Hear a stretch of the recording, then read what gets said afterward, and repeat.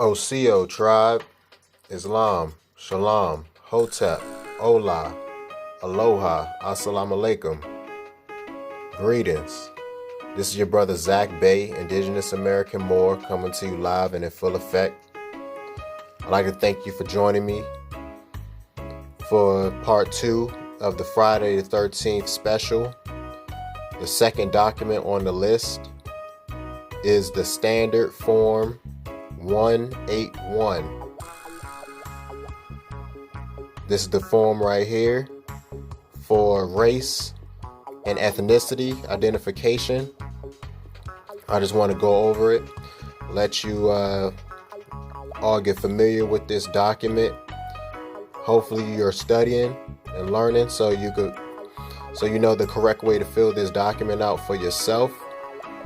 Us as Moors have to, file paperwork, keep documentation such as this, so we're not misidentified or misclassified in any way, shape, or form.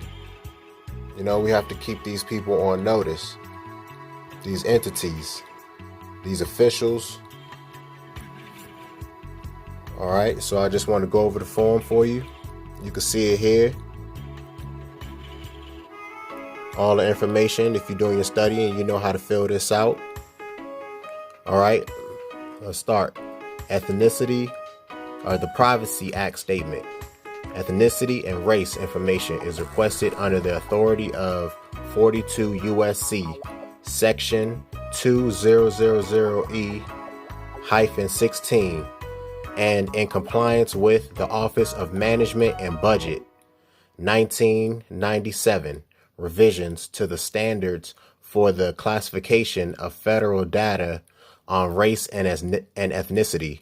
Providing this information is voluntary and has no impact on your employment status, but in the instance of missing information, your employing agency will attempt to identify your race and ethnicity by visual observation.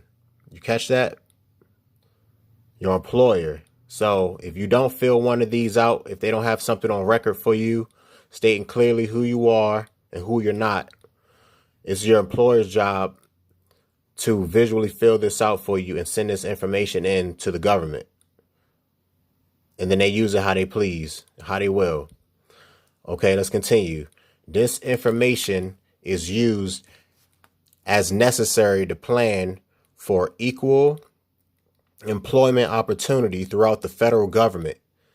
It is also used by the U.S. Office of Personnel Management or employing agency maintaining the records to locate individuals for personnel research or survey response, and in the production of summary, descriptive statistics and analytical studies in support of the function for which the records are collected and maintained, or for related workforce studies. Okay, you see that? That's how they can and will use it. They say it's really not important. It's all voluntary. You don't have to do this, but it will be done if you do not do this. All right. The 2020 census is coming up soon. Hopefully everybody is on code. This is one step toward that in the right direction. All right, let's continue. Social Security number.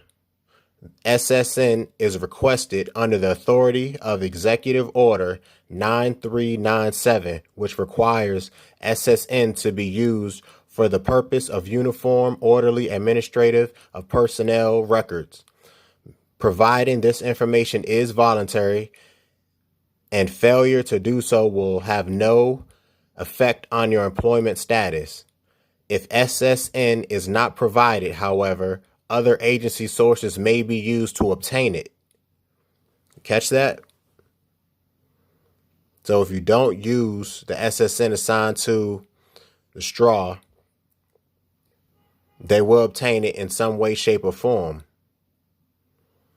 and any other agencies, birth certificates, anything that they might have access to that's in the record, certificates of live birth, things of that nature. You know, if you're not using a birth certificate, if you doing this thing correctly, you should have a certificate of live birth, not a birth certificate. They are different. If you've been studying and, you know, doing your research, if you watched a few of my earlier videos, I did go over that at one point in time. All right, let's continue.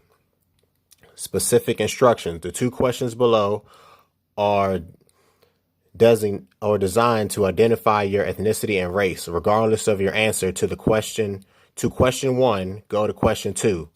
All right, question 1. Are you Hispanic or Latino? A person of Cuban, Mexican, Puerto Rican, South or Central America, or other Spanish culture or origin related, regardless of race. Yes or no? And question 2, please select the racial category or categories with which you most closely identify by placing an X in the appropriate box. Check as many as apply. And the racial categories are American Indian or Alaskan Native.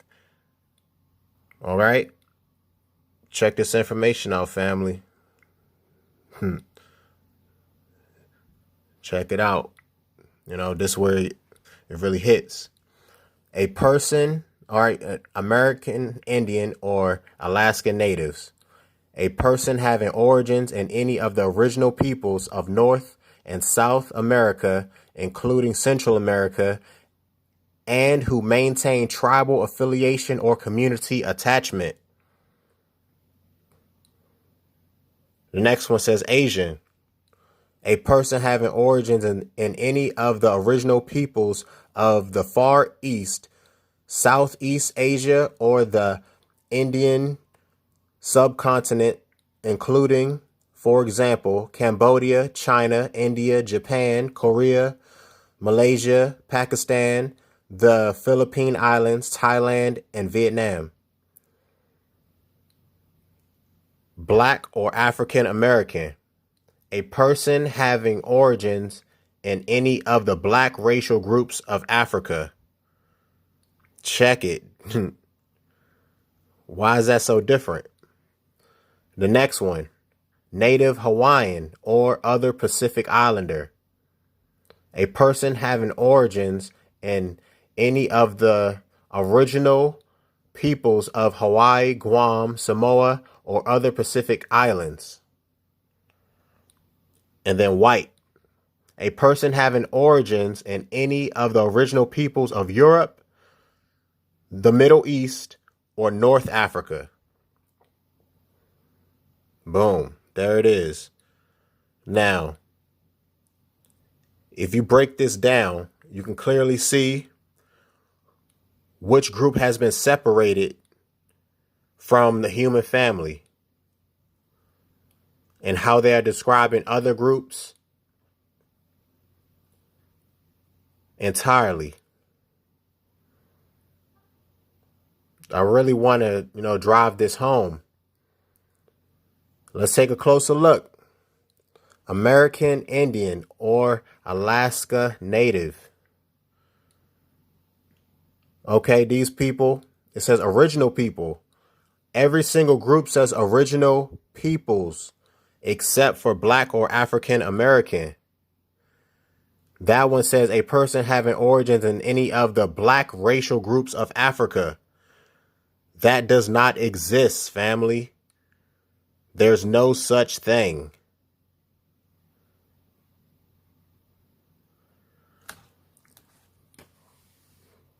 That's the form.